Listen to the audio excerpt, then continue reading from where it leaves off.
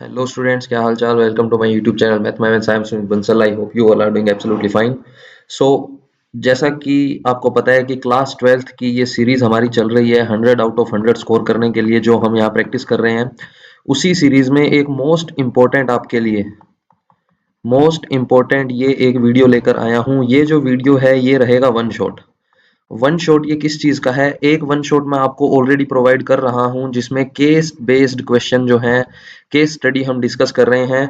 और case study वाली जो प्लेलिस्ट है उसको आप अच्छे से देख रहे हो, उसमें काफी कॉन्सेप्ट भी हम क्लियर कर रहे हैं। अब ये जो हमारा वन शॉट है जिसकी मैं आज बात कर रहा हूं, ये हम वन शॉट लगा रहे हैं असर्शन एंड रीजन क्वेश्चन का। हालांकि मैंने आपको बोला था कि हर चैप्टर के सेपरेट मैं आपको असर्शन रीजन प्रोवाइड करवाऊंगा, बट क्योंकि अभी टाइम बहुत कम है, हालांकि कुछ वीडियोस मैं अपलोड कर चुका हूं, बट ये जो वीडियो है ये आपके लिए एकदम दी बेस्ट होने वाली है।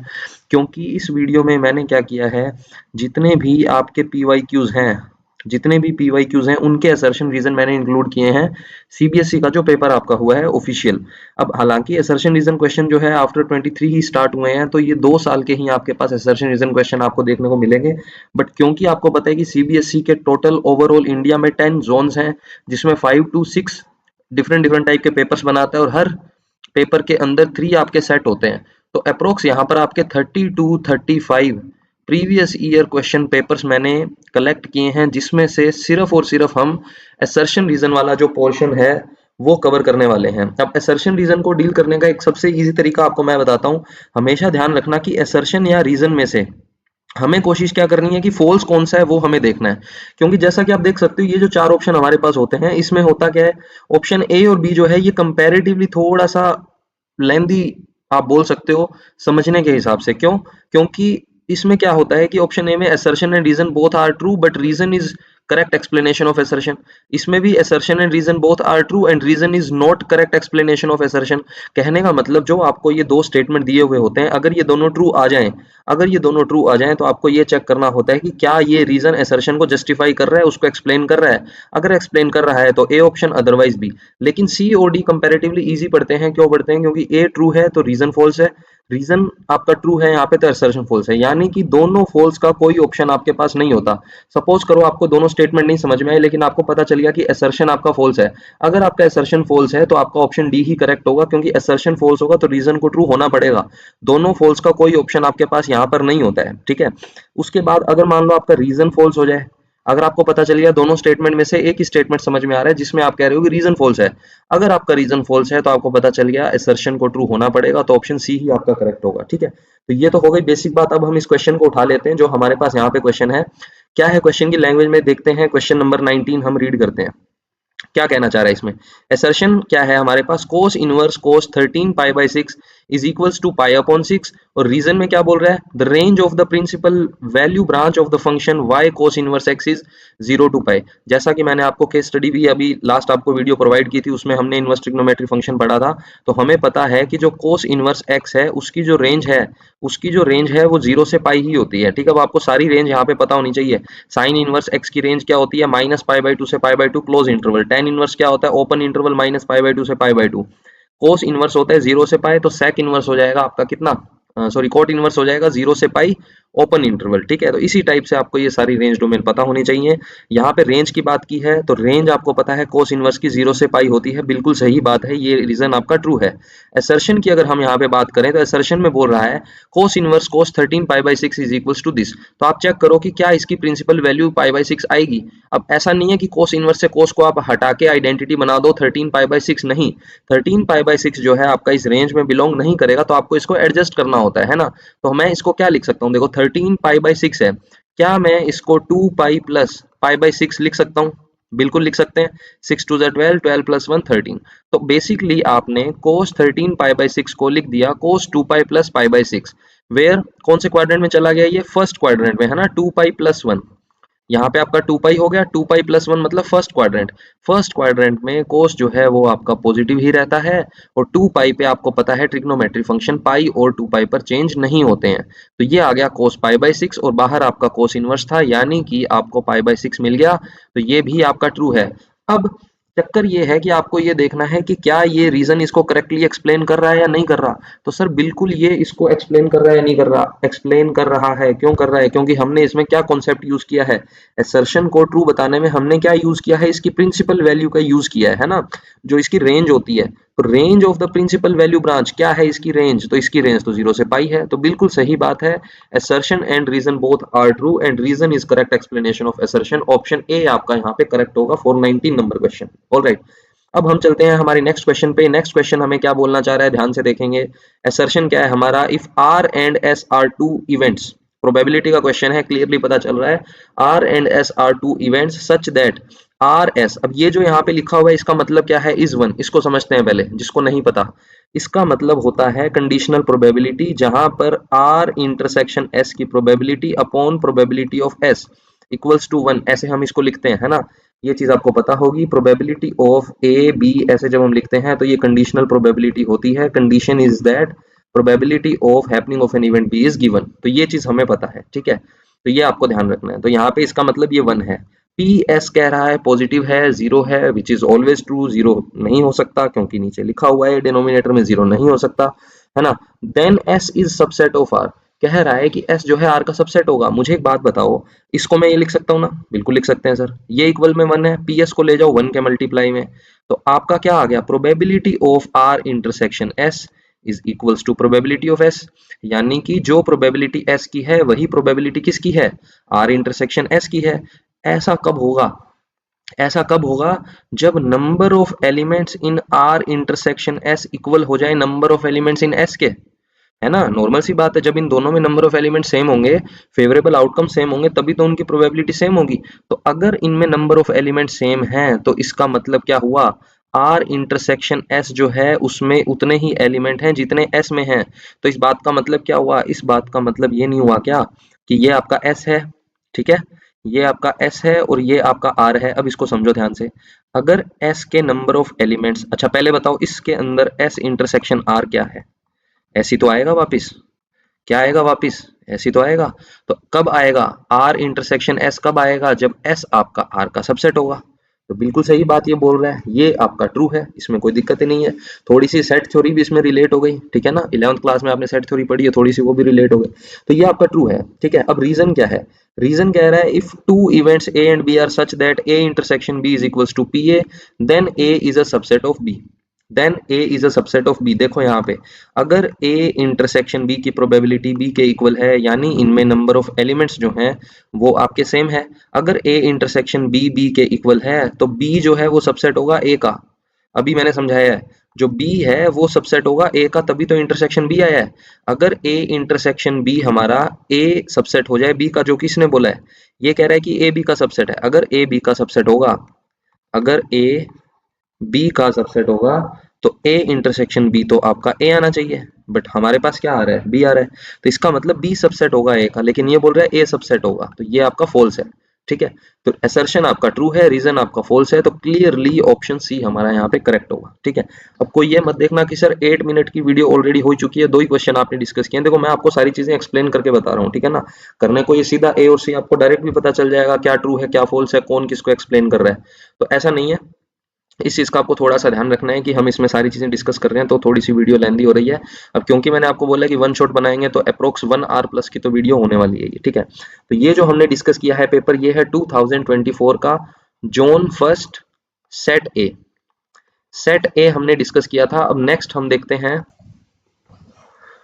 तो यहाँ पे अब जो हम डिस्कस करने वाले हैं वो है हमारा 2024। अगेन जोन हमारा 1 है, लेकिन जो सेट है पहले ए डिस्कस किया था, अब सेट बी को डिस्कस करते हैं, ठीक है।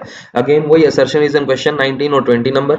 क्या बोल रहे हैं 19 नंबर क्वेश्चन में, असर्शन हमारा क्या है, डोमेन ऑफ कोस इनवर्स। वहां पे देखो रेंज पूछी थी, यहाँ पे किसकी बात कर रहा है, डोमेन की।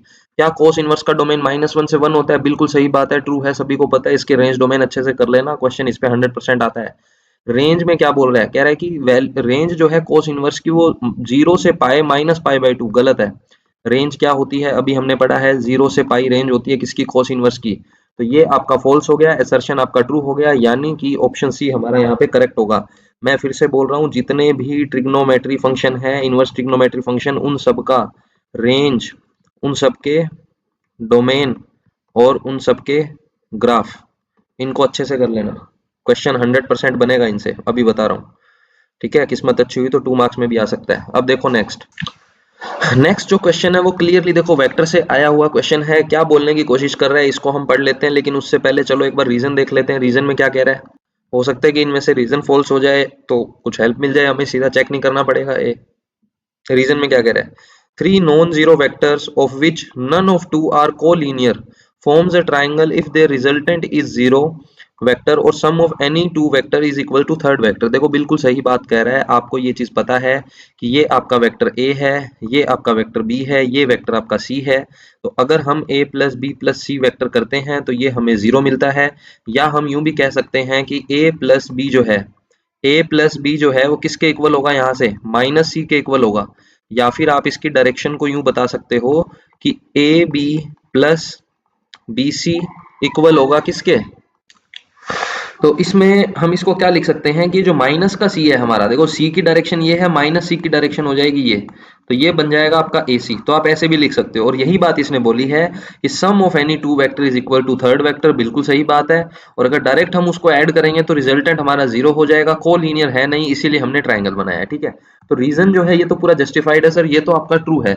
अब असर्शन भी हमें चेक करना पड़ेगा, थोड़ा सा टाइम और लगाना पड़ेगा इसमें। तो हमें थ्री वेक्टर्स दे रखे हैं representing the sides of right angle triangle. क्या ये राइट एंगल ट्राइंगल बना रहा है, तो राइट एंगल ट्राइंगल की प्रॉपर्टी आपको पता है कि स्क्वायर करेंगे टू साइड्स का, सम करेंगे तो वो थर्ड साइड के स्क्वायर के इक्वल होना चाहिए, है ना। तो हम बताओ इसका सबसे पहले मैग्नीट्यूड निकालना पड़ेगा हमें, है ना, इसकी लेंथ कैसे पता चलेगी। तो मैग्नीट्यूड क्या आएगा, 36 प्लस 4 प्लस 64, और अगर इसको भी मैं स्क्वायर ही कर दूं तो मुझे अंडर रूट लगाने की नीड नहीं है, ये आपका डायरेक्ट हो जाएगा 104। सिमिलरली अगर हम b के मैग्नीट्यूड का स्क्वायर करें तो it will be 100 plus 4 plus 36 which is 140। all right, again now what is magnitude of c का square, it is 16 plus 16 plus 4, तो इसको ऐड करेंगे ये हो जाएगा आपका 36, है ना। ये भी 36, 4, 64, 100, 104। तो देखो किन टू को ऐड करें, देखो इन टू को अगर ऐड करें तो आपका ये बन जाएगा, यानी कि a square sorry small a square plus c square equals to आपका बन रहा है बी स्क्वायर। इट मीन्स ये जो है ट्राइंगल रिप्रेजेंट होगा वो एक राइट एंगल ट्राइंगल होगा, बिल्कुल सही बात है, ये भी आपका ट्रू है, कोई इसमें दिक्कत नहीं है। अब हमने ये चेक कर लिया, अगर इसमें फर्दर आपसे पूछ लिया जाए 2 मार्क्स में क्वेश्चन आए विच एंगल इज 90, तो कौन सा 90 होगा, जो बी वेक्टर के ऑपोजिट है, यानी कि एंगल बी जो है आपका वो क्या होने वाला है, 90 होने वाला है। क्योंकि ट्राइंगल जब हम बनाएंगे तो ये आपका ए वेक्टर होगा, ये सी होगा, ये बी वेक्टर होगा, है ना। तो यहाँ से इस टाइप से आप समझ सकते हो कि ये आपका हो जाएगा एंगल इसके सामने बी, हालांकि ए के सामने यहाँ ए लिखना चाहिए, सी के सामने सी, ऑपोजिट लेके चलते हैं ना, तो ये आपका एंगल बी जो है वो 90 होगा। हालांकि इसमें ऐसा पूछा नहीं है, फिर भी थोड़ा सा पता होना चाहिए नॉलेज के लिए। तो ये आपका ट्रू है, ये ट्रू है। अब मेन काम क्या आता है, क्वेश्चन यहाँ फंस जाता है जब आपके दोनों ट्रू हो तो ए या बी में से कौन सा इसमें हम टिक करेंगे, है ना, कौन सा ट्रू होगा। तो मुझे एक बात बताओ, क्या ये रीजन इसको एक्सप्लेन कर रहा है। रीजन क्या कह रहा था कि sum of any two side equal to third side, यहाँ पे हम प्रॉपर्टी यूज कर रहे हैं कौन सी, राइट एंगल की। तो दोनों चीजें तो ट्रू है, बट क्या इसका कोई इससे रेलेवेंस है, नहीं है। तो reason is not correct explanation of assertion, hence आपका जो ऑप्शन है यहाँ पे कौन सा करेक्ट होगा, बी करेक्ट होगा। ठीक है, नेक्स्ट देखते हैं।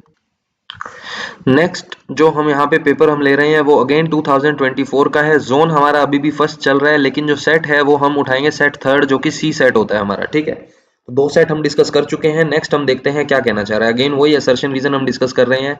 क्या है असर्शन का स्टेटमेंट देखते हैं, कह रहा है a line through the points, इन दोनों पॉइंट से जो लाइन पास होती है, this line is parallel to the line through these two points. तो बेसिकली आपको पता है कि जब किसी लाइन को पैरेलल आपको चेक करना होता है, दो लाइंस को आपको चेक करना है कि वो पैरेलल है या नहीं है, तो आपको उनके डी आर चेक करने हैं, बेसिकली डायरेक्शन रेशो चेक करने हैं वो सेम है या नहीं है। डायरेक्शन रेशो निकालने का तरीका क्या होता है, x2 माइनस x1 करते हैं तो 2 माइनस 4 करेंगे, क्या आएगा -2, 3 माइनस 7 करेंगे, अगेन क्या आ जाएगा हमारे पास -4, 4 माइनस 8 करेंगे -4। ये हमारे डी आर हो गए किसके, L1 के। L2 के जो डी आर हैं वो क्या आएंगे, 1 माइनस 1 कितना हो जाएगा 2, 2 minus minus 2 it is 4, 5 minus 1 again क्या हो गया 4। तो देख सकते हो दोनों के जो डी आर है वो सेम है, प्रोपोर्शनल है ना। दोनों के जो डी आर हैं फर्स्ट और सेकंड के वो सेम है, प्रोपोर्शनल है, माइनस का ही तो चेंज है, माइनस से मल्टीप्लाई करेंगे तो सेम हो जाएगा। तो कहने का मतलब दोनों की जो डायरेक्शन है वो सेम है, डायरेक्शन सेम है, इसका मतलब वो दोनों क्या है, पैरेलल है। पैरेलल है मतलब कि ये आपका जो सॉरी ट्रू हो गया, असर्शन आपका क्या हो गया, ट्रू। अब हम रीजन को देखते हैं, रीजन में ये क्या कहना चाह रहा है, रीजन का स्टेटमेंट क्या है उस पर भी ध्यान दे देते हैं। रीजन में कह रहा है lines r equals to A one plus lambda B one. अच्छा एक बात ध्यान से समझना, जब हम किसी लाइन को रिप्रेजेंट कर रहे हैं r A one plus lambda B one से, तो देखो कोई भी लाइन होती है वो इस टाइप से एक लाइन है सपोज, तो एक लाइन का हमें अगर कंस्ट्रक्शन करना है तो हमें पता क्या होना चाहिए, एक तो पॉइंट पता होना चाहिए जहां से वो लाइन पास हो रही है, एक उसकी डायरेक्शन पता होनी चाहिए कि किसकी डायरेक्शन में है वो। मान लो एक लाइन हमारे पास यहाँ पे बी है, बी वेक्टर जो कि एक लाइन को रिप्रेजेंट कर रहा है, एक वेक्टर है, इसके पैरेलल अगर ये लाइन है तो इसकी डायरेक्शन क्या हो जाएगी, लैम्डा बी हो जाएगी ना, और ये ए पॉइंट से पास हो रही है, तो एल का जो इक्वेशन मुझे लिखना है लाइन का वो हो जाएगा a प्लस लैम्डा बी, है ना। तो इसलिए a प्लस लैम्डा बी का सिग्निफिकेंस क्या है, ये जो a है वो हमें क्या बताता है कि ये जो लाइन है वो किस पॉइंट से पास हो रही है, और ये जो b है ये हमें क्या बताता है, इसकी डायरेक्शन क्या है, और डायरेक्शन ही हमने यहाँ पे यूज की है विच इज डायरेक्शन कोसाइन और डायरेक्शन रेशो, है ना। डायरेक्शन रेशो से डायरेक्शन कोसाइन कैसे बनता है ये चीज आपको पता होनी चाहिए, डायरेक्शन रेशो से डायरेक्शन कोसाइन से डायरेक्शन रेशो, ये सारी चीजें थोड़ी सी रिवाइज कर लेना, यहाँ से भी अच्छे क्वेश्चन बनते हैं। तो अब जो लाइन है हमारी r A one plus lambda B one, r two, r जो दूसरी लाइन है वो है r A two plus mu B two, are parallel if B one dot B two is zero. क्या ये बात सही है? देखो आपकी दो लाइंस अगर पैरेलल हैं तो इसका मतलब उनके बीच का जो डिस्टेंस है वो क्या है, मुझे एक बात बताओ, उनके बीच का डिस्टेंस, चलो डिस्टेंस को छोड़ो, अगर दो लाइंस पैरेलल हैं तो ये जो बी वन है और ये जो बी टू है, ये जो B1 है और ये जो B2 है ये क्या होने चाहिए, सेम होने चाहिए ना। जो B1 है वो आपका K इंटू B2 होना चाहिए, क्योंकि ये आपकी डायरेक्शन बता रहा है किसकी, इस लाइन की, ये किसकी डायरेक्शन बता रहा है, इस लाइन की, तो दोनों की डायरेक्शन अगर सेम है, पैरेलल है, तो B1 जो है अगर इक्वल नहीं है तो K इंटू B2 होना ही चाहिए ना, जो B1 है वो K इंटू B2 होना चाहिए। क्यों होना चाहिए? क्योंकि ये दोनों पैरेलल हैं, बट इसने क्या बोला है B1 dot B2, B1 dot B2 का मतलब तो होता है सर ये परपेंडिकुलर है, ये क्या है, परपेंडिकुलर, बट हमें क्या चाहिए, पैरेलल, ठीक है ना। तो ये जो चीज है यहाँ पे इसने फॉल्स बोली है, तो असर्शन आपका ट्रू है, रीजन आपका फॉल्स है, यानी कि ऑप्शन सी जो है हमारा यहाँ पे करेक्ट होने वाला है, ठीक है। नेक्स्ट हम चलते हैं 20th क्वेश्चन जो कि होता है assertion reason again, the range of sine inverse plus 2 cos inverse x is 0 to pi and principal value branch of the sine inverse has range this. तो देखो क्लियरली ये चीज तो आपको पता है कि साइन इनवर्स x की जो रेंज है वो माइनस पाई बाई टू से पाई बाई टू ही होती है, कोस की आपको मैंने बताई है, कोस इनवर्स x की जो रेंज है वो 0 से पाई हो जाती है, टेन इनवर्स की माइनस पाई बाई टू से pi by to open interval, and cot inverse x की 0 से पाई ओपन इंटरवल, ठीक है। और यहीं पर अगर हम बात करें कोसेक की, कोसेक इनवर्स की हो जाएगी, इसमें से 0 माइनस कर दो, सेम हो जाएगी रेंज। और सेक इनवर्स की पूछे, सेक इनवर्स की अगर आपसे पूछे रेंज तो वो क्या हो जाती है, 0 से pi minus pi by to, ठीक है। तो इन सब की रेंज जो है आपको पता होनी चाहिए एज वेल एज डोमेन। तो असर्शन जो है आपका उसको चेक करेंगे, लेकिन रीजन तो डायरेक्ट पता चल रहा है कि सर ट्रू है, साइन इनवर्स की जो रेंज है वो यही होती है। अब आपको रेंज चेक करनी है इसकी कि इसकी जो रेंज है वो क्या होगी। चलो इस पे आते हैं, मुझे एक बात बताओ, यहाँ पे क्या लिखा हुआ है, sine inverse x plus 2 cos inverse x, मुझे इसकी रेंज चेक करनी है, ठीक है। तो मुझे एक सिंपल सी बात बताओ, ये जो 2 cos इनवर्स x है और यहाँ साइन इनवर्स x है, इसको देख के कोई एक आइडेंटिटी याद आती है क्या? बिल्कुल सर, क्या आइडेंटिटी याद आती है कि sine inverse x plus cos inverse x ये सर पाई बाई टू होता है क्या?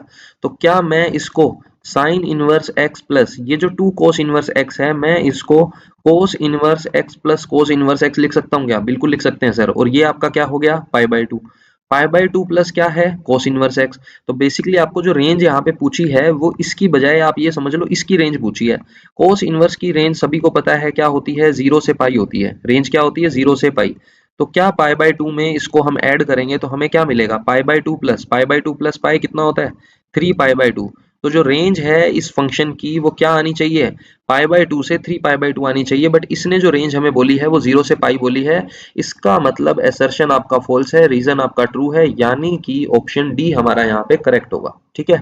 चलो भाई नेक्स्ट। अच्छा कुछ बच्चे कह रहे थे कि जो लास्ट पेपर मैंने अभी आपको करवाया है थर्ड वाला, उसमें वो 23 का पेपर है, मैंने 24 बोल दिया by mistake.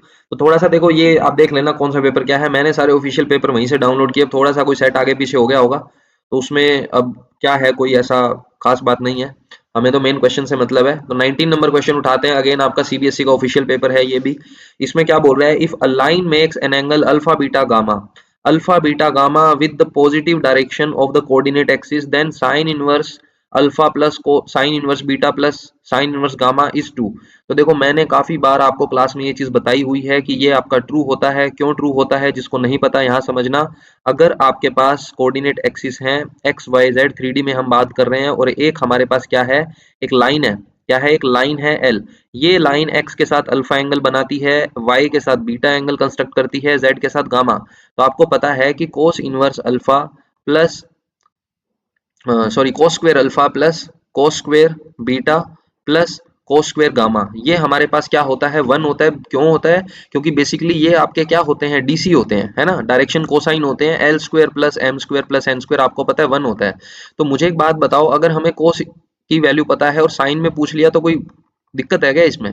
Cos square alpha हमें पता है, तो मुझे बताओ क्या कोस स्क्वायर अल्फा को मैं वन माइनस साइन स्क्वायर लिख सकता हूँ? बिल्कुल सर। कोस स्क्वायर बीटा को लिख सकते हैं one minus sine square beta. Cos square gamma को लिख सकते हैं one minus sine square gamma. और ये क्या है, हमें वन गिवन है। क्या गिवन है, वन। वन से वन कर दिया कैंसिल, वन प्लस वन हो गया टू, सारी वैल्यूज माइनस की इक्वल से यहाँ पर आ जाएगी।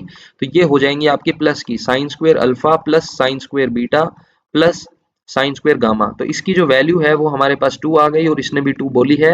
बाकी आपको ये इतनी भी नहीं करके देखना है, ये आपको डायरेक्ट रिजल्ट याद होना चाहिए।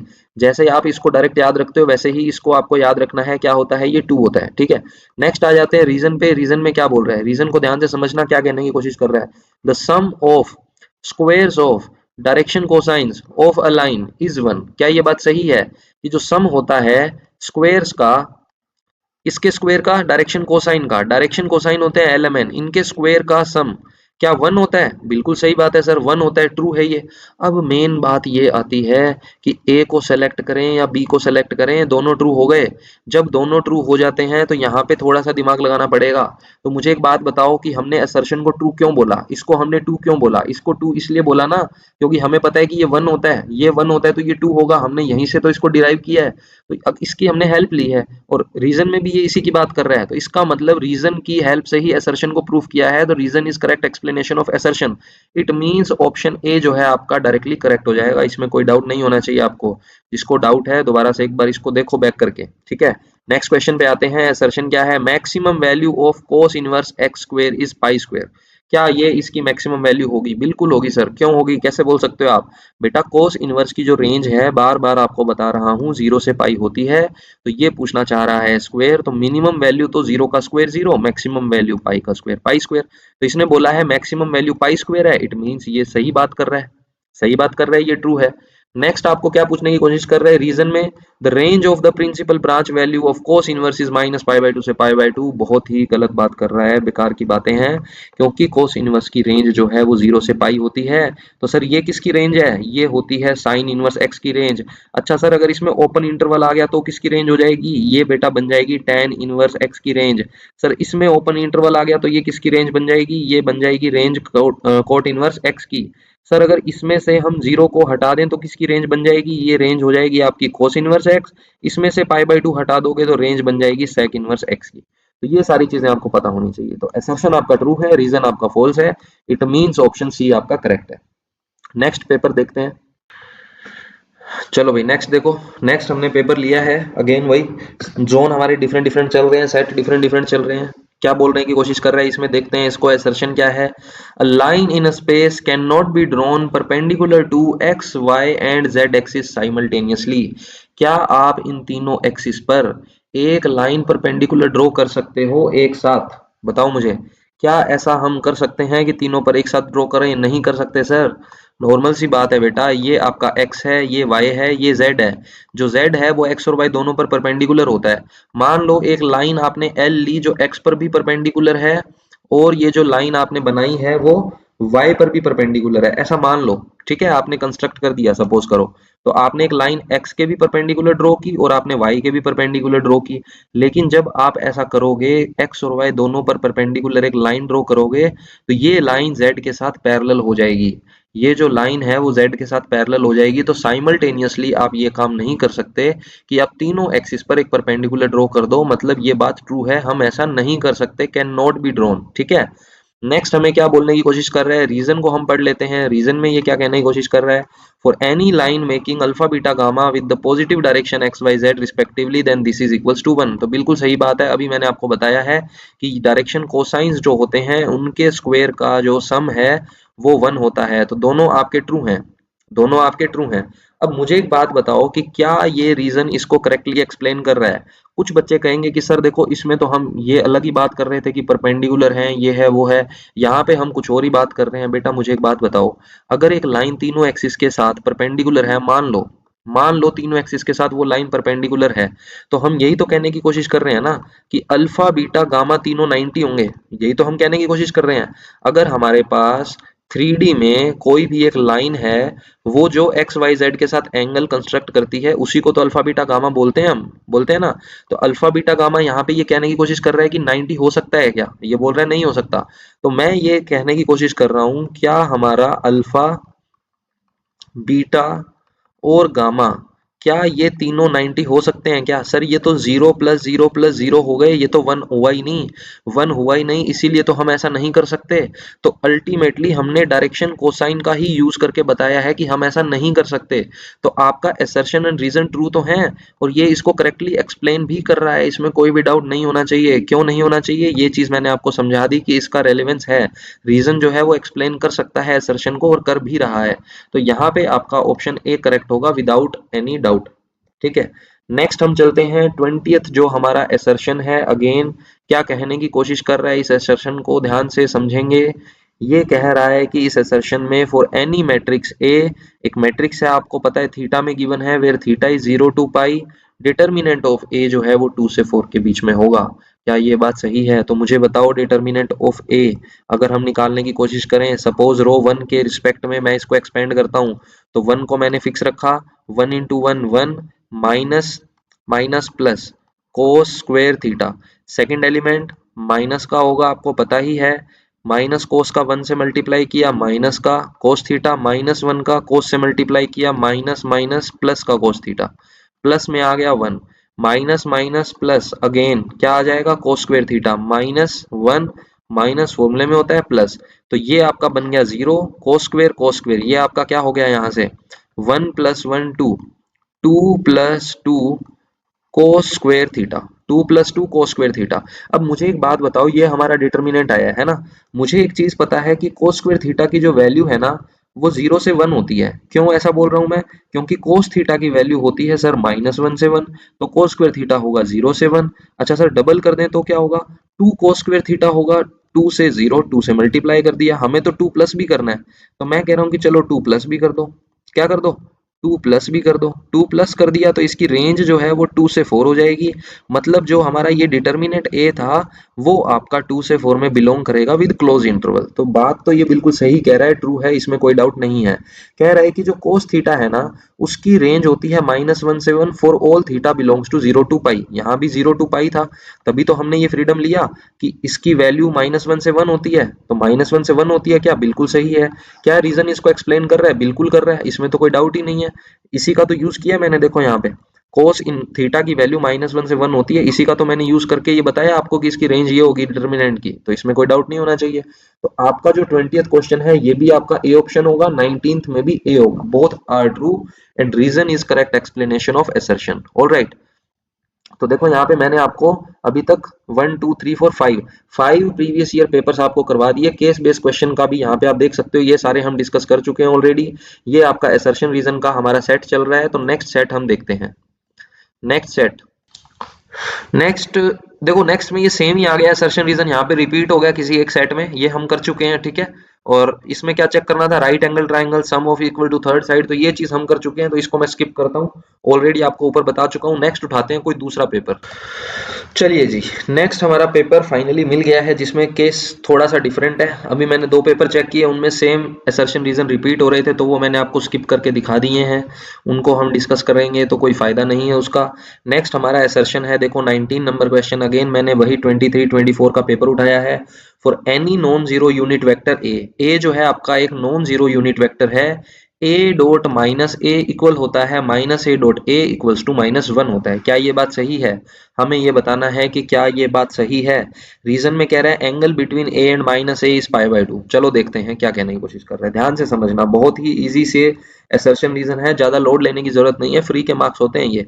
मुझे एक बात बताओ, ए का मुझे डॉट करना है माइनस ए के साथ, किसके साथ करना है? माइनस ए के साथ। बेसिकली ए डॉट ए क्या होता है?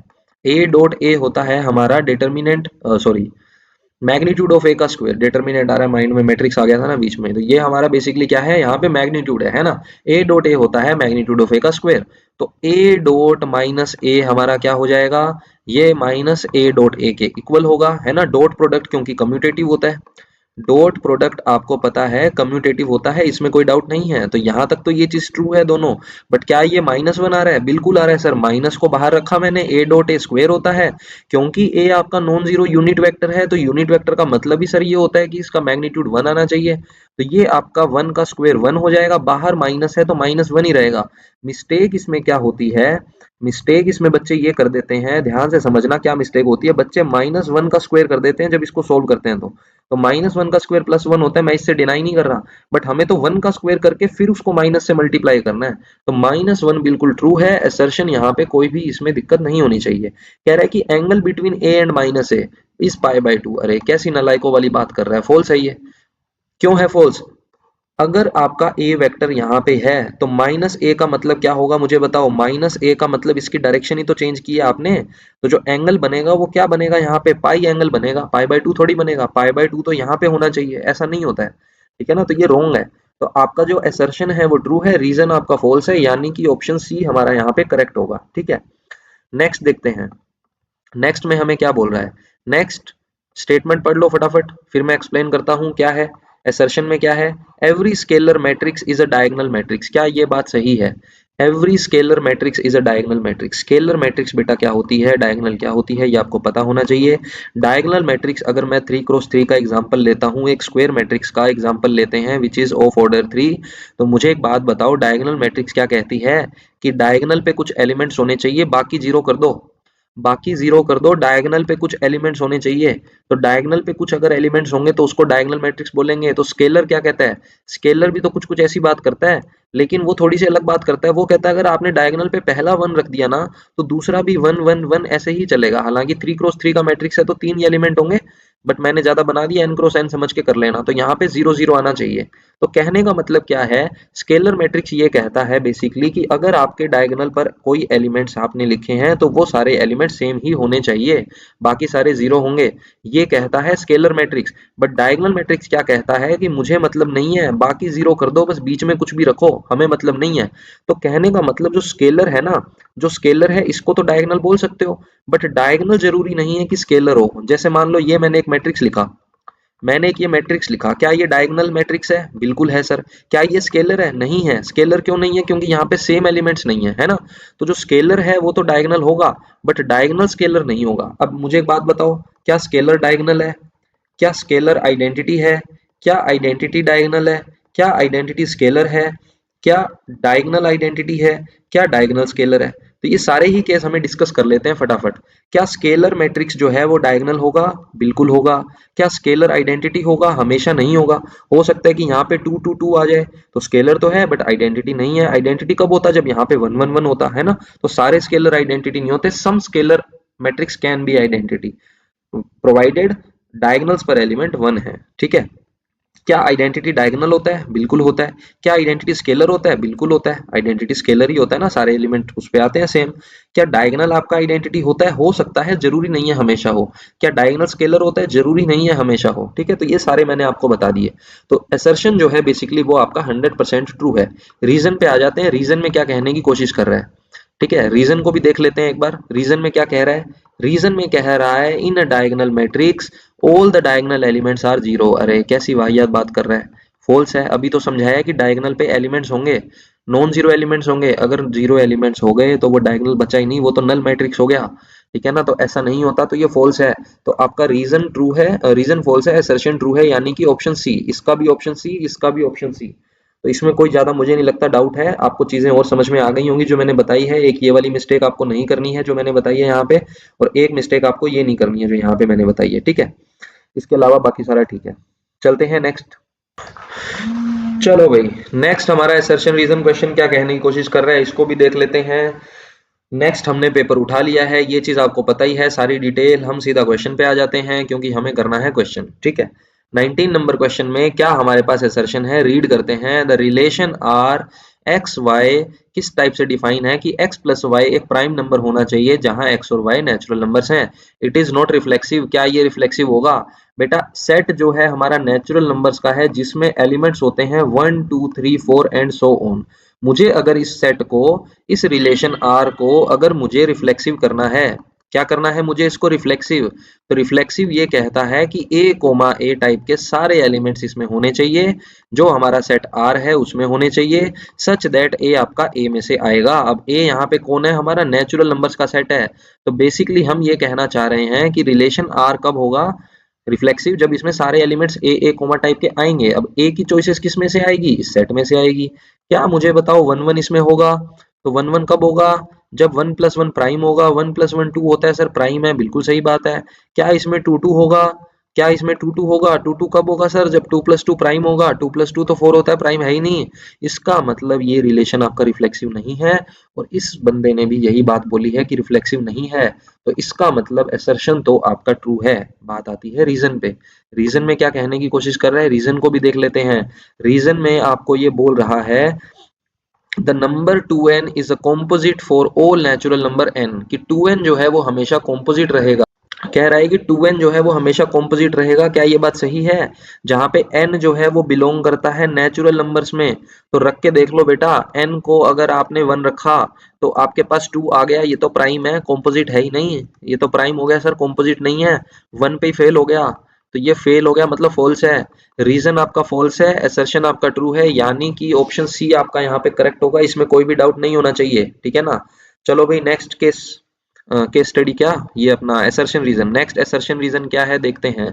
असर्शन में क्या बोल रहा है, असर्शन काफी लंबा चौड़ा सा गिवन है, इसको एक बार छोड़ देता हूँ, मैं रीजन को चेक कर लेता हूँ, क्या पता यही आपका फॉल्स हो जाए, है ना। कह रहा है कि the optimal solution of LPP having bounded feasible reason must occur at the corner points. तो ये तो बात सही बोल रहा है, ये तो बात बिल्कुल सही बोल रहा है कि यहाँ पे देखो ये आपका कैसा एरिया है, ये आपका बाउंडेड फिजिबल रीजन है। क्या बोलते हैं इसको हम, बाउंडेड फिजिबल रीजन। और ये जो आपके कॉर्नर पॉइंट्स होते हैं, ये जो आपके कॉर्नर पॉइंट्स होते हैं इसके, यहीं पर कॉर्नर पॉइंट्स पर, इन्हीं कॉर्नर पॉइंट्स पर हमें क्या मिलता है, ऑप्टिमल सॉल्यूशन मिलता है। क्या मिलता है, ऑप्टिमल सॉल्यूशन मिलता है। अब वो ऑप्टिमल सॉल्यूशन कौन सा होगा इनमें से, वो हम चेक करते हैं z में पुट करके, जहां पे z हमारा क्या होता है, ऑब्जेक्टिव फंक्शन होता है। क्या होता है, ऑब्जेक्टिव फंक्शन, ठीक है। तो ये सारी चीजें मैंने आपको बता दी। अब इसमें ये जो बात बोली है वो तो ट्रू है, तो अब असर्शन पे हमें जाना पड़ेगा। असर्शन में कह रहा है the corner points of the bounded feasible region of LPP are shown below, the maximum value of this occurs at infinitely many points. क्या ऐसा है, क्या इसकी value maximum infinite many points पर हो सकती है? कुछ बच्चे कह देंगे इसको पढ़ते ही फॉल्स। क्यों बोल देंगे, ध्यान से सुनना। वो कहेंगे कि सर इसमें 4 पॉइंट्स हैं, कॉर्नर पॉइंट्स कितने हैं सर, 4। तो जो मैक्सिमम वैल्यू है अगर वो इन चारों पर ही आ रही है तो भी ज्यादा से ज्यादा 4 पॉइंट्स हो सकते हैं। तो ये तो कह रहा है कि इनफाइनाइटली मेनी पॉइंट्स पर हमें मिल रहा है। क्या ये बात सही है? तो बेटा इतनी जल्दी कंक्लूजन पे जंप नहीं करना। मैंने आपको एक चीज बताई थी, सबसे पहले चेक करते हैं z कौन है, x प्लस 2y। यहाँ पे मैं पॉइंट लिख देता हूँ ए बी सी डी, एक छोटा सा टेबल हम बना लेते हैं। ए हमारा पॉइंट हम इसको बोल देते हैं, अच्छा पी क्यू आर एस लिखा ही हुआ है इसमें, इसमें पी क्यू आर एस लिखा ही हुआ है ना, तो हम इसमें पी क्यू आर एस ही रख देते हैं। इसको मैं इरेज कर देता हूँ, हम इसको पी क्यू आर एस ही लिख देते हैं क्योंकि हमें इसने पी क्यू आर एस करके ही बोला है यहाँ पे, है ना। तो P Q R S, P है 60,0, तो यहाँ 60 रखोगे तो 60 मिलेगा। Q है 120,0, 120 रखने पे 120 ही मिलेगा। R है हमारा 60,30, तो 60 प्लस 30 इंटू 2 60, 60 प्लस 60 120। S हमारा कौन है 20 40,20, तो 40,20 20 इंटू 2 40, 40 प्लस 40 80। तो मुझे बताओ यहाँ पे मैक्सिमम कहाँ मिल रहा है, मैक्सिमम तो इन दो पॉइंट्स पे मिल रहा है। किस पर, Q एंड R पे। Q कहाँ है सर, क्यू ये रहा, आर कहाँ है, ये रहा। तो मैंने आपको एक चीज बताई थी, जब कभी दो पॉइंट्स पर मैक्सिमा या मिनिमा कुछ भी मिले तो इन दोनों को कनेक्ट करने वाली जो लाइन होगी, इनकी जो कनेक्टिंग लाइन होगी, उसका हर point, every point on this connecting line will be a optimal solution। every point, जितने भी पॉइंट होंगे इस लाइन पर वो सारे के सारे आपको मैक्सिमम वैल्यू देंगे। कहने का मतलब यहाँ भी मैक्सिमम है, यहाँ भी मैक्सिमम है, तो इस लाइन पर जितने भी आपको पॉइंट्स मिलेंगे उन सभी पॉइंट्स पर आपको इस फंक्शन की वैल्यू 120 ही मिलने वाली है। आप चेक करके देख सकते हो। तो इस लाइन पर पॉइंट्स कितने हैं, इनफाइनाइटली मैनी पॉइंट्स हैं, मतलब ये बात बिल्कुल सही कर रहा है। तो 20th में असर्शन आपका ट्रू है, रीजन आपका ट्रू है। बट मुझे बताओ कि क्या अब ये रीजन इसको एक्सप्लेन कर रहा है क्या, हमें ये चेक करना है। तो देखो यहाँ पे तो बेटा हम बात कर रहे थे कि कॉर्नर पॉइंट्स पर ऑप्टिमल सॉल्यूशन होता है, विच इज राइट। बट इस क्वेश्चन में हमने इसको ट्रू क्यों बोला है, असर्शन को हम ट्रू इसलिए बोल रहे हैं क्योंकि हमें ये बात पता है कि अगर दो पॉइंट्स पर मैक्सिमम सॉल्यूशन मिल रहा है तो उसको कनेक्ट करने वाली लाइन पर भी इनफाइनाइटली मैनी सॉल्यूशंस हमें मिलेंगे जो उसको मैक्सिमम कर देंगे। क्या इसने ऐसी कोई बात इसमें की है क्या, नहीं की सर। इसका मतलब ऑप्शन बी जो है हमारा यहाँ पे करेक्ट होगा कि assertion and reason both are true but reason is not correct explanation of assertion। got it। Next, चलो भाई नेक्स्ट हमारा assertion reason अगेन हमने प्रीवियस ईयर पेपर उठाया है। तो देखो ऐसा कुछ नहीं है कि किसी एक का पैटर्न फिक्स है कि इसी चैप्टर में से असर्शन रीजन आता है। आपने देख लिया, प्रोबेबिलिटी डिस्कस हो गया, मैट्रिसेस हो गया, डिटरमिनेंट हमने डिस्कस कर लिया, प्रोबेबिलिटी डिस्कस कर ली, और फाइनली इंटीग्रेशन का भी हमें देखने को मिल गया क्वेश्चन। असर्शन और रीजन में कुछ एक्सप्रेशन दे रखे हैं, हम इसको देखते हैं। सबसे पहले बताओ क्या ये ट्रू है जो इसने प्रॉपर्टी लिखी है, बिल्कुल ट्रू है। अगर हमें यहाँ एफ एक्स दिया होता है तो हम इसको ए प्लस बी माइनस एक्स लिख सकते हैं, तो इसमें कोई भी डाउट नहीं है, रीजन तो 100% ट्रू है। तो क्या ये असर्शन भी आपका ट्रू है, देख के बताओ क्या असर्शन ट्रू है, क्या इस इंटीग्रेशन की वैल्यू 3 आएगी। चलो इसको सोल्व करते हैं। आई हमें क्या गिवन है, 2 से 8, 2 से 8 गिवन है, और अंडर रूट में 10 माइनस एक्स है। क्या इस x को मैं 8 प्लस 2 माइनस एक्स से रिप्लेस कर सकता हूं, अभी मैंने बताया है x को आप इससे रिप्लेस कर सकते हो। तो 8 प्लस 2 होता है 10, 10 माइनस एक्स। तो जहां जहां मुझे x दिखेगा वहां वहां मैं लिख दूंगा 10 माइनस एक्स। इस x की जगह भी मैं लिख दूंगा 10 माइनस एक्स, ठीक है ना। इस x की जगह भी मैं क्या लिख दूंगा, 10 माइनस एक्स। इसमें कोई भी डाउट नहीं होना चाहिए। चलो इसको आगे सोल्व करते हैं, क्या बन गया ये। लिमिट हमारी अभी भी 2 से 8 है, 10 से 10 कैंसिल हो गया, माइनस माइनस प्लस हो गया, रूट में आ गया x। नीचे है 10 माइनस एक्स, प्लस में रूट में अगेन x आ गया, ये आपका हो गया कैंसिल, ठीक है ना। इसमें कोई डाउट नहीं होना चाहिए, ये आपका i है। अब हमें पता था कि ये भी i है, ये भी i है। क्या मैं इन दोनों i को ऐड कर सकता हूँ, बिल्कुल कर सकते हैं सर। यही तो आपने बताया था कि जब कभी ये प्रॉपर्टी अप्लाई करो तो i plus I two I कर देना, कर दिया sir. i plus I two I, इसमें ऊपर कौन है, इसमें तो ऊपर सर रूट 10 माइनस एक्स है, इसमें सर x है, और नीचे क्या है, नीचे तो सर दोनों में सेम है तो सेम ही रहेगा। और लिमिट क्या है सर, 2 से 8 है, ये इससे हो गया कैंसिल, कितना आ गया 1, 1 का इंटीग्रेशन होता है x, लिमिट है 2 से 8, तो 8 माइनस 2 आपके पास कितना आ जाएगा 6। तो 2i की जो वैल्यू है वो आ गई 6, यानी कि i की वैल्यू आ जाएगी 3। तो इसका मतलब ये बात बिल्कुल सही है, ये भी आपका ट्रू है। अब ये तो पाकिस्तान का बच्चा भी बता देगा कि सर आपने रीजन का असर्शन में यूज किया है या नहीं किया। मैंने इसी प्रॉपर्टी का यूज किया है, देख के ही पता चल रहा है। तो it means option A is correct, both are true and reason is correct explanation of assertion. कोई डाउट इसमें नहीं है। नेक्स्ट देखते हैं असर्शन में क्या बोल रहा है। Two coins are tossed simultaneously, the probability of getting two heads if it is known that at least one head comes up is 1/3। तो हमें इसमें क्या बोला गया है, हमें इसमें बेसिकली देख के ही पता चल रहा है कि जो क्वेश्चन है आपका वो कंडीशनल प्रोबेबिलिटी का है, और हर साल फिक्स है कंडीशनल प्रोबेबिलिटी का एक क्वेश्चन आपको देखने को जरूर मिलेगा। अब चाहे वो कंडीशनल प्रोबेबिलिटी का 1 मार्क्स का एमसीक्यू आ जाए, चाहे 2 मार्क्स का क्वेश्चन आ जाए। अब यहाँ पे क्या आया है, असर्शन रीजन में आया है। तो कंडीशनल प्रोबेबिलिटी आपको पता है क्या होती है, ए बाय बी हम लिखते हैं, फॉर्मूला होता है A intersection B divided by probability of B, where B is given. तो इसमें गिवन इवेंट कौन सा है, नॉन इवेंट कौन सा है कि एटलीस्ट वन हेड मिलेगा। कॉइन्स कितने हैं सर, 2 है, तो एटलीस्ट वन हेड मिलने के चांसेस क्या है सर, दोनों हेड हो सकते हैं, टी एच हो सकता है, एच टी हो सकता है, मतलब 3 चांसेस हैं। अगर मैं इसको इवेंट बी बोलता हूं तो प्रोबेबिलिटी ऑफ बी हमारे पास क्या हो जाएगी, क्या हो जाएगी प्रोबेबिलिटी ऑफ बी, 3/4 हो जाएगी, कोई डाउट नहीं है। तो सर ए कौन है, ए है probability of getting 2 heads. A events कौन है, probability of getting two head ये हमारा ए है, तो मुझे बताओ ए इंटरसेक्शन बी क्या होगा? ये भी तो सर यही होगा। अगर ये बी है ये ए है तो ए इंटरसेक्शन बी वापस ए आ जाएगा क्योंकि वो उसका सबसेट है। तो इसकी प्रोबेबिलिटी भी बता दो। प्रोबेबिलिटी तो सर फेवरेबल आउटकम 1 है, टोटल 4 है, तो ये होगा। अभी आपने फॉर्मूला बताया है intersection upon probability of B, 4 से 4 कैंसिल, कितना आ गया 1/3। तो बात तो बंदा सही कर रहा है, ट्रू है ना। रीजन जो है आपका वो चेक करेंगे बट असर्शन तो ट्रू है, कोई डाउट नहीं है इसमें। चलो देखते हैं अब हमें क्या बोल रहा है रीजन में क्या कह रहा है, let E and F be two events with a random experiment then probability of F E is this. तो मैंने आपको अभी एक बात बताई थी कि जो गिवन होता है ना उसको हम नीचे लिखते हैं, ठीक है ना। देखो यहाँ पे बी को हमने नीचे लिखा और ऊपर करते हैं इनका इंटरसेक्शन, तो बात तो बिल्कुल सही कह रहा है, रीजन भी ट्रू है असर्शन भी ट्रू है। अब बताओ मुझे क्या ये रीजन इसको करेक्टली एक्सप्लेन कर रहा है? क्या हमने कंडीशनल प्रोबेबिलिटी का फॉर्मूला इसमें लगाया है? ये रखा हुआ सामने, आंखें खोल के देखो, आंखों को जरा खोल के देखो तो आपको पता चले कि हमने सही किया है, कंडीशनल प्रोबेबिलिटी का यूज किया है। तो ऑप्शन ए हमारा करेक्ट होगा, both are true and reason is correct explanation of given assertion. देखो 45 मिनट्स की वीडियो ऑलरेडी हो चुकी है और आई थिंक मैंने आपको अब तक 10 पेपर्स डिस्कस करवा दिए हैं, ठीक है ना।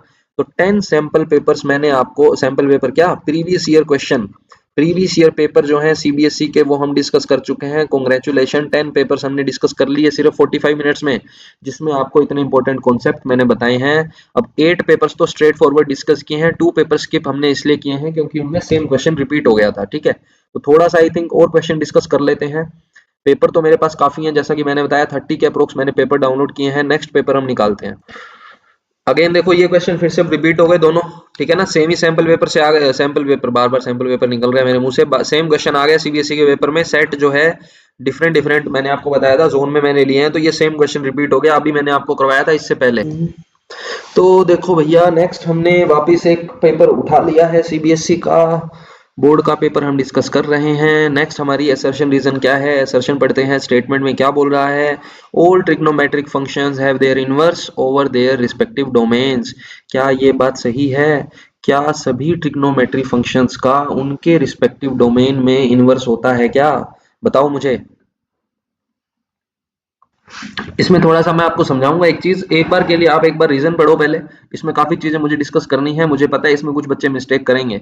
तो रीजन हमारे पास क्या है, रीजन में कह रहा है the inverse of tan inverse x exist for some x, the inverse of tan inverse x, ध्यान से समझना क्या कहना चाह रहा है। Inverse of tan inverse x कह रहा है, यानी कि tan इनवर्स x का जो इनवर्स होगा, inverse of tan inverse x, वो एग्जिस्ट करेगा फॉर सम x। क्या ये बात सही है? अगर ये बोल देता ना फॉर ऑल x, तब हमें थोड़ी सी प्रॉब्लम हो जाती कि फॉर ऑल x के लिए ये ट्रू है या नहीं है। यहाँ पे बोल रहा है फॉर सम x, किसी x के लिए क्या हम इसका इनवर्स निकाल सकते हैं? Inverse of tan inverse x बिल्कुल निकाल सकते हैं सर। कैसे निकाल सकते हैं? अगर मान लो tan को हमने क्या रखा, कुछ ऐसी वैल्यू रख लेते हैं जिससे हमें ये डिफाइंड हो जाए, है ना। मैंने x को 1 रखा सर, क्या रखा मैंने x को 1।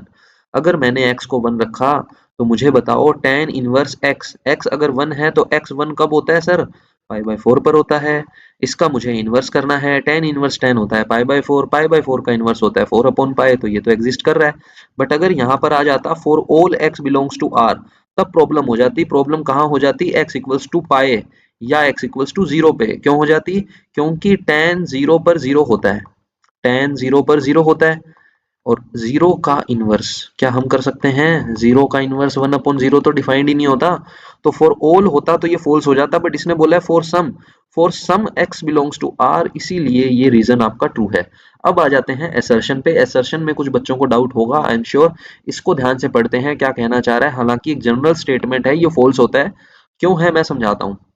कह रहा है कि trigonometric functions have their inverse over their respective domain. कोई भी एक ट्रिग्नोमेट्रिक फंक्शन उठाओ, साइन, साइन का जो डोमेन है वो तुम्हें पता है आर होता है। साइन का डोमेन क्या होता है? पूरा आर होता है ना, साइन एक्स का डोमेन आर होता है। क्या इस ट्रिग्नोमेट्री फंक्शन साइन का इसके रिस्पेक्टिव डोमेन जो कि आर है उसमें इनवर्स एग्जिस्ट करता है क्या? नहीं करता सर। साइन इनवर्स एक्स का तो आपने अभी बताया है कि -1 से 1 के बीच में ही इसका इनवर्स एग्जिस्ट करेगा। अगर एक्स आपका इसमें बिलोंग करता है तभी तो आप इसको डिफाइन कर रहे थे, बिल्कुल सही बात है। तो क्या पूरे आर पे होगा? नहीं होगा। एक रीजन इसका ये हो गया। जिसको ये नहीं पता, दूसरा जिसको ये पता होगा, जिन बच्चों ने जेईई वेई की प्रिपरेशन की है, पीरियोडिक फंक्शन आप यूज करते हो, ट्रिग्नोमेट्री फंक्शन आपके पीरियोडिक फंक्शन होते हैं। तो पीरियोडिक फंक्शन जो है पीरियोडिक फंक्शन जो होते हैं क्या वो कभी वन वन हो सकते हैं क्या? नहीं हो सकते सर, ये तो मैनी टू वन होते हैं। मैनी टू वन अगर फंक्शन होते हैं तो मुझे बताओ इनवर्स कहाँ से निकल जाएगा? इनवर्स किसी फंक्शन का हम तभी निकालते हैं जब हमारे पास एक बाइजेक्शन मैपिंग होती है, ठीक है ना? तो ये 3 रीजन मैंने आपको दे दिए है कि ये फॉल्स क्यों है। तो ये ट्रू है, ये फॉल्स है, यानी कि आपका ऑप्शन डी यहाँ पे करेक्ट होगा। Assertion is false but reason is true.